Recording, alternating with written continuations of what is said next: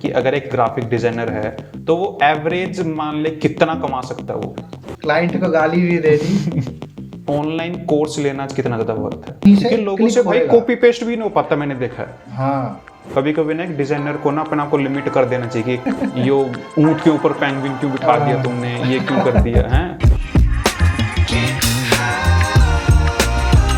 अगर तुम चाहते हो कि भाई एआई तुम्हारी जॉब ना खाए तो ना तुम्हें उसको यूज करना, तुम्हें रीजन समझने पड़ेंगे, या यू कैन से कि तुम्हें डिजाइनिंग के पीछे के मतलब समझने पड़ेंगे, भाई ये क्यों है, कैसे है। तुम्हें डिजाइन ट्रेंड्स फॉलो करने पड़ेंगे। क्या तो भाई तुम अपना ही डिजाइन ट्रेंड बना दो कि भाई ले इतने बड़े पिक्सल पे मैं सिर्फ एक ही वर्ड दिखाऊंगा। हाँ कुछ भी डिजाइन ट्रेंड बना दो भाई, मैं भाई एकदम लाल पे एकदम नीला यूज कर दूंगा, एकदम चटक नीला। हाँ हाँ, हाँ, वो यूनिकनेस नहीं आ पाएगी ना हाँ एआई से। वही है। और जैसे चैट जीपीटी है, अगर मान लो मैंने अपनी सोशल मीडिया पोस्ट बनानी है, उसके लिए मेरे को कैप्शन चाहिए, हाँ तो मैं उसे कहूंगा भाई इसके बारे में कैप्शन बना दे, 10 कैप्शन बना दे। उसने मेरे को दे दिए, अब मैंने उसको कैप्शंस को पढ़ा, अब वो मेरे को मजा ही नहीं आया, या मेरे को कुछ स्पेसिफिक चाहिए कैप्शन में, मैंने उसे बोला भी है भाई करो, हाँ वो करनी इम्प्लीमेंट अच्छे से कर नहीं पा रहा। हाँ ठीक है, तो मैं उसको फिर से बोलूंगा, फिर मैंने कहा कि भाई 50 बना दे, चल कोई नहीं, 5-10 क्या बना रहा। हाँ तो तू वो बना ही नहीं पाएगा। ऐसे मान ले बहुत ज़्यादा स्पेसिफिक तुझे चाहिए जो तेरा टेस्ट है, राइट वो कर ही नहीं पाएगा। Right. तो एआई ऐसे है, वो ऐसे रिप्लेस तो कर ही नहीं पाएगा। बस तुम्हें उसको यूज़ करना है कि उसको यूज़ कैसे कर सकते हैं एज अ डिज़ाइन। अभी एग्जाम्पल ही है, अभी मेरा कलीग है, उसने ही अपने पर्सनल प्रोजेक्ट के लिए एआई जनरेट करा था इंडियन वुमेन। अच्छा, इंडियन ठीक है। वुमन के लिए करा था।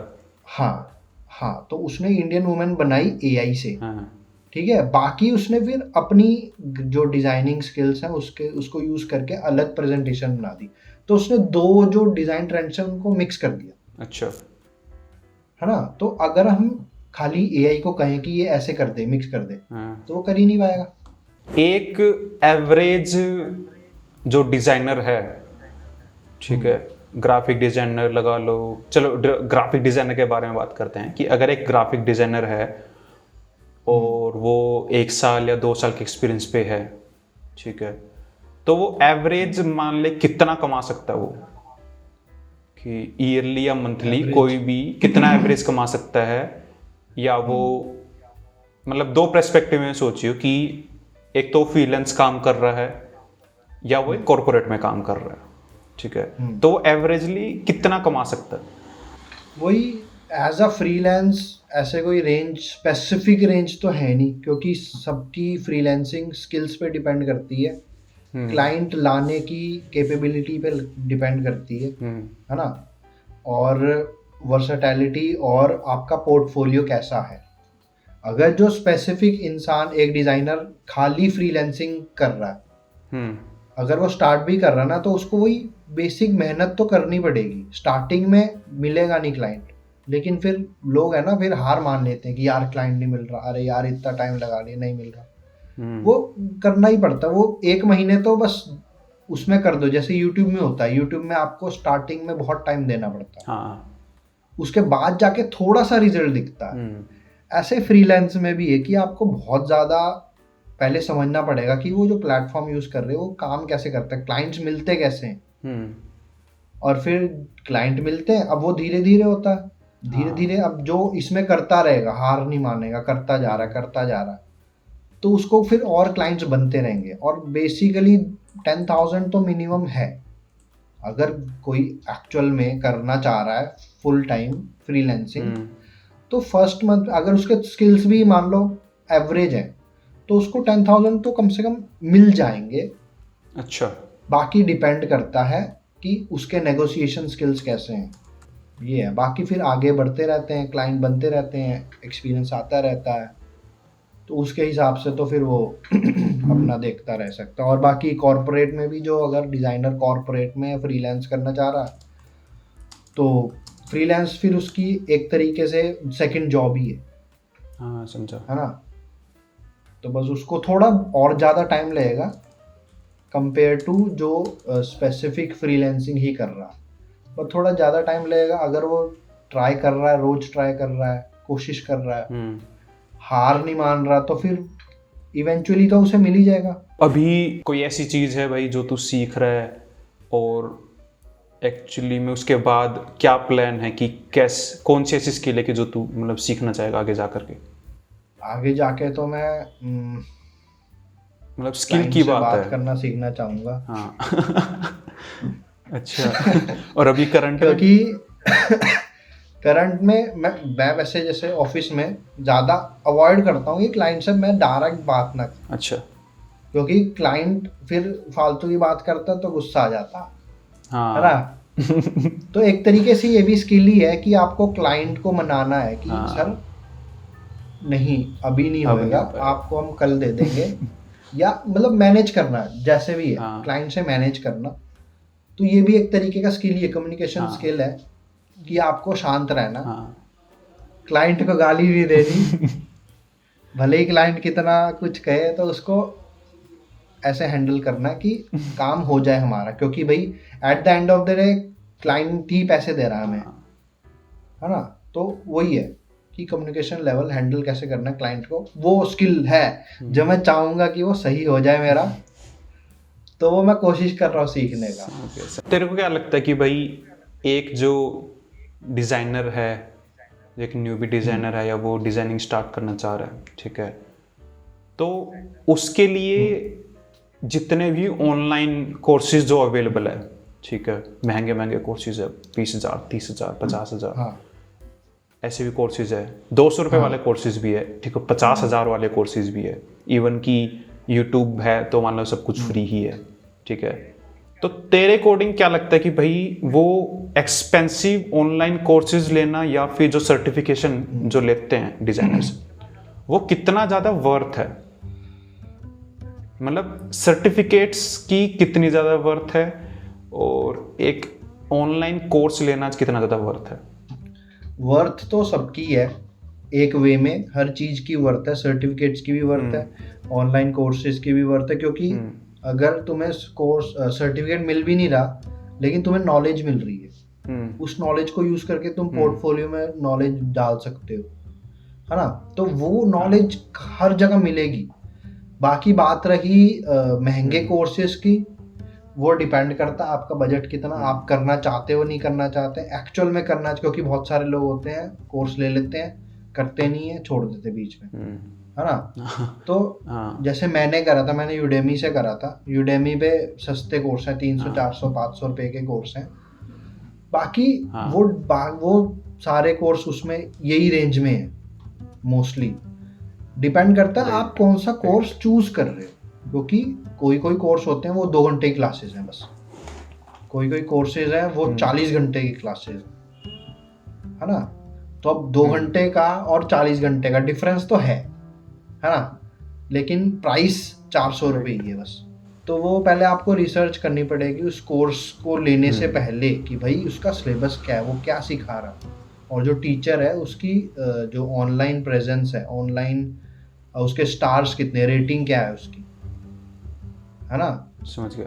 तो उसके बेसिस पे आप कर सकते हो। जो अच्छा टीचर है उसकी अच्छी रेटिंग होएगी, तो वो है। बाकी पैसे की बात ही फिर वो आपके बजट पे है।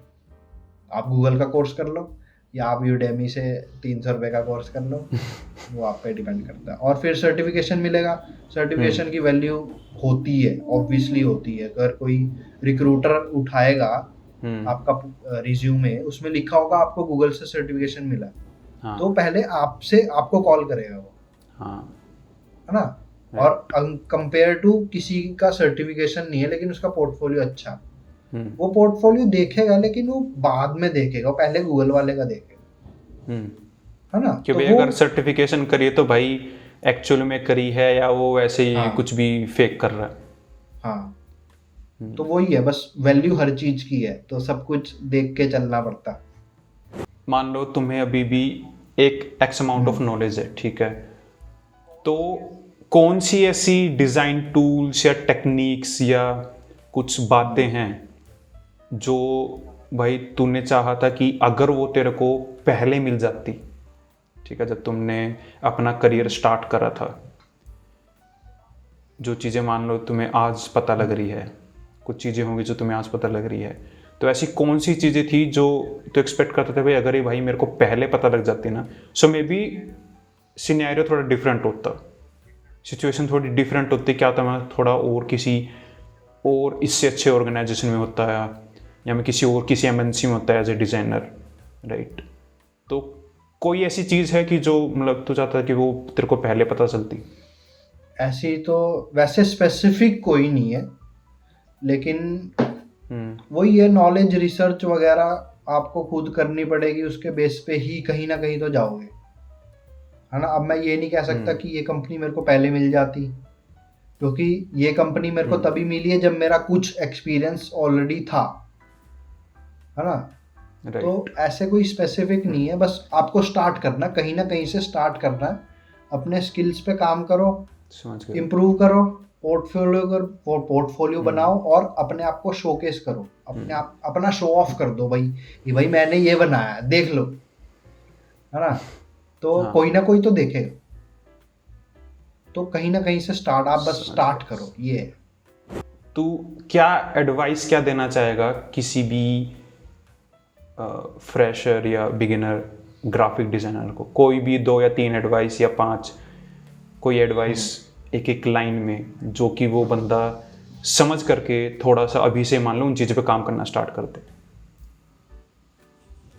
एडवाइस तो बेसिक ही है सारी, क्योंकि बेस अच्छे होने चाहिए, बेसिक एडवाइस। तो ठीक है, बेस अच्छा होना चाहिए भाई।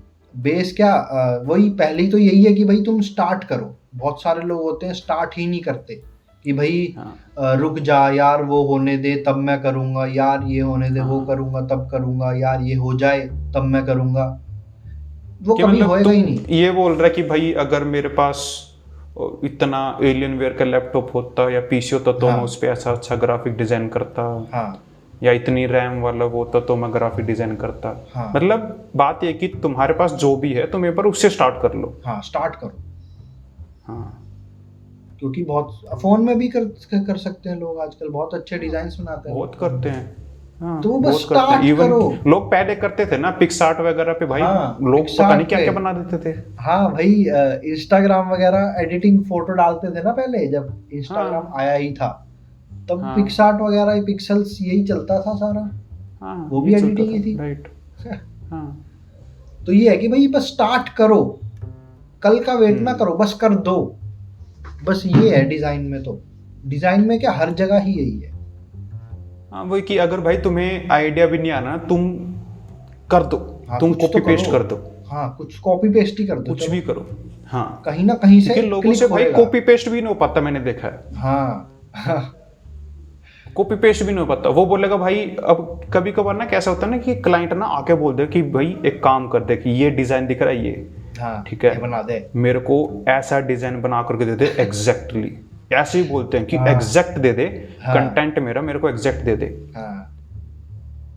भाई वो भी नहीं बन पाता कभी कभी। भाई ऐसे होता है, वो मतलब वो ना कुछ अलग करने के चक्कर में करते ही नहीं। भाई क्लाइंट की जो वो है, जब क्लाइंट को क्या चाहिए, उसे एग्जैक्ट सेम रेप्लिका चाहिए, बस, और कुछ करना ही नहीं। वही ना, कभी कभी होता है कि भाई ठीक है, मान गया भाई तू एक बहुत एक रिस्पॉन्सिबल डिजाइनर है, कि क्लाइंट मांग रहा है कि भाई एक काम कर, मेरे को ब्लू कलर के ऊपर येलो कलर डाल के दे दे, कुछ भी अजीब सा कलर उसने कॉम्बिनेशन बोल दिया, वैसा करके दे दे, ठीक है। अब तू अपना ही दिमाग लगाने लग गया कि नहीं यार ये तो ऐसा सही नहीं जाएगा, इसको बोल देते हैं या कुछ और बना देता हूँ मैं, हैं। और उसमें क्या होता है ना कि भाई तो कुछ भी बनाने को ट्राई करेगा ना, अदर देन द रिक्वायरमेंट्स जो कि क्लाइंट की तरफ से आई है, भाई वो कहीं और ही चला जाएगा, पूरा डिजाइन, ठीक है। क्लाइंट भी गुस्सा हो जाएगा कि भाई मैंने तो ये क्या बोला था, तूने क्या कर दिया, टाइम भी वेस्ट कर दिया। वही क्लाइंट बोला कि एक काम कर, तू रहने दे भाई, तेरे से नहीं होगा, मैंने करे तेरे को बोला था भाई, मेरे को सेम चाहिए तो सेम दे दे। मतलब कभी कभी बहुत रेयर ऐसी सिचुएशन होती है ना कि कभी कभी ना एक डिजाइनर को ना अपना को लिमिट कर देना चाहिए कि एक काम करे यार, अगर ये मांग रहा है ना सेम, तो सेम दे दे, हम्म, ठीक है। बट वो चल ठीक है, मैं मान गया कि वो एक अच्छी प्रैक्टिस नहीं है कि तुम अगर कोई गलत चीज़ मांग रहे हो तो तुम गलत चीज़ दे दो, जिसकी वजह से उसको आगे जा करके उसको मान ले घाटा हो रहा है हाँ, तुम्हारे क्लाइंट को। बट तुम्हें उसको वॉर्न कर दो कि भाई देख, जो चीज़ तू मांग रहा है ना वो ना सही नहीं है एज पर डिज़ाइन वाइज या डिज़ाइन लैंग्वेज, कुछ भी चीज़ है लेकिन फिर भी वो सही नहीं है। आपने जो बोला था अगर मैंने तू बना दिया। अगर तू चाहता ले भाई, तू ले तू हाँ, लाल ले पे ले। नीला ले ले, हाँ, उसे हैं? एडवाइस मैं ये कर बना दो। के दे दूँ। हाँ आज यही होता है भाई, जैसे और ये जो अभी टिप्स है, यही एडवाइस है कि भाई जो क्लाइंट कह रहा है वो ही करो, हाँ भले ही बेकार हो जाए, भले ही कुछ और हो जाए, सही ना हो, जो क्लाइंट कह रहा है स्पेसिफिक वो कर दो। मान लो क्लाइंट कह रहा है कि भाई ब्राइट पिंक कलर डाल दो, है, तुम कहोगे भाई तुम्हें पता है कि अच्छा नहीं लगेगा, तो तुम कहोगे अच्छा नहीं लगेगा, लेकिन क्लाइंट का मूड खराब है, मान लो, हो सकता है पॉसिबल, हाँ क्लाइंट कह रहा डाल दो, तुम डाल के दिखा दो क्लाइंट कि भाई ये हाँ। देख लो सर, अब बताओ सही है, तो हाँ। फिर वो अपने आप ही कह देगा। अगर नहीं सही लगेगा वो अपने आप कह देगा नहीं सही नहीं है, तू कोई चेंज कर दे। तो एज पर क्लाइंट रिक्वायरमेंट्स, जो रिक्वायरमेंट्स उसने दी है उसके हिसाब से डिजाइन बनाओ पहले, ठीक है, उसे बता दो।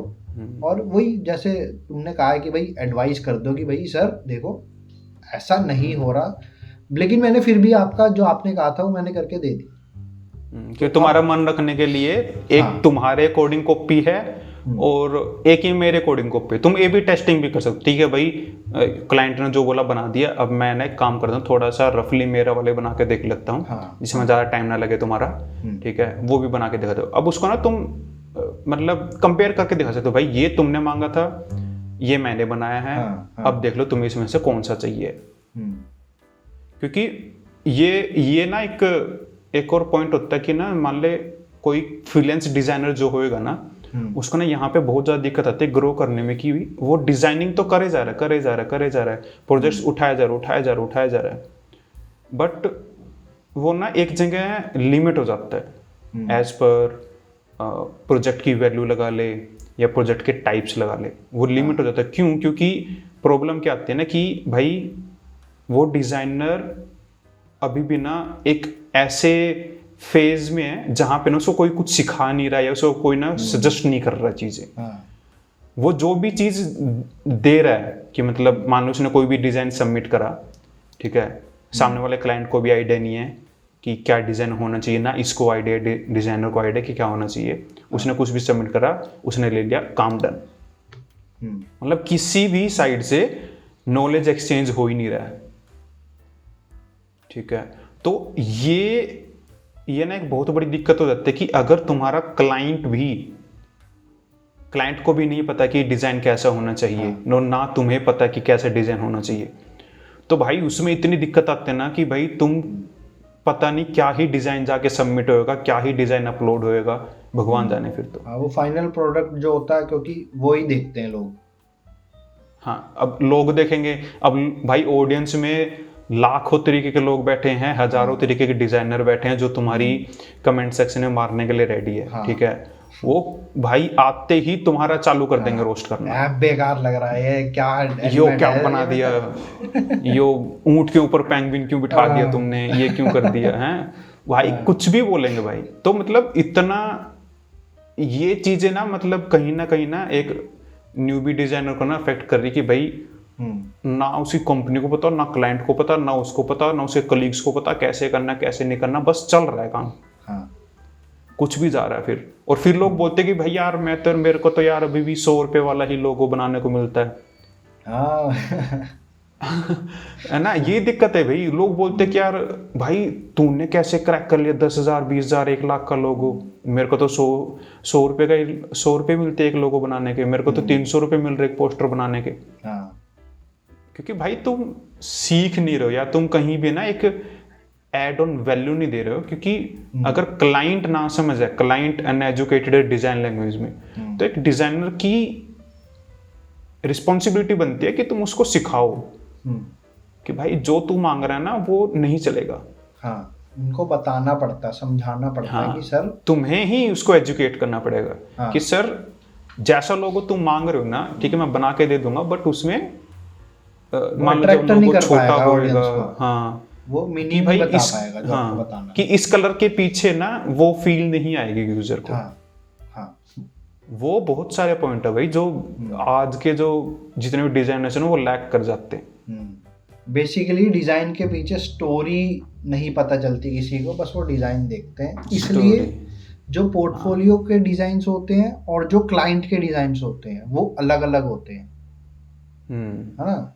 वो इसलिए पोर्टफोलियो में वो डिजाइन नहीं डालते जो क्लाइंट के लिए बना है, या फिर अगर डालेंगे तो उसको कस्टमाइज करके डालेंगे पोर्टफोलियो। हाँ कस्टमाइज, मैं भी कस्टमाइज करता हूँ भाई। मेरा भी कोई क्लाइंट का कोई डिजाइन है तो मैं क्या करता हूँ भाई, पता होता है कि भाई क्लाइंट ने ये मांगा ना, तो भाई ये ना मेरे को थोड़ा अजीब लग रहा है। हाँ क्योंकि अकॉर्डिंग टू डिजाइन लैंग्वेज ऐसा नहीं होना चाहिए। हाँ ऐसा नहीं होना या मेरे को इसको अट्रैक्टिव दिखाना है, क्योंकि पोर्टफोलियो में अट्रैक्टिव दिखाना पड़ेगा। ठीक है, तो उसके लिए मेरे को कभी कभार ना आउट ऑफ गाइडलाइन जाना पड़ जाता है, शो ऑफ करना पड़ेगा। हाँ शो ऑफ करना पड़ेगा। तो वहाँ पे भाई मैं भी क्या करता हूँ, लोगो में कुछ थोड़ा सा चेंज करता, कलर चेंज करता, ग्रेडियंट वगैरह डाल दिया, या यूआई में जो भी चेंज करना वो थोड़ा सा चेंज करके वो डाल दो।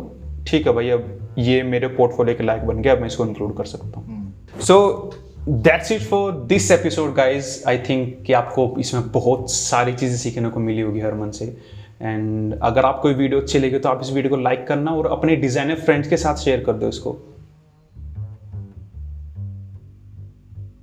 Like and don't forget to subscribe the what the UX. Yes, subscribe कर दो भाई। करते नहीं करते नहीं मानना है।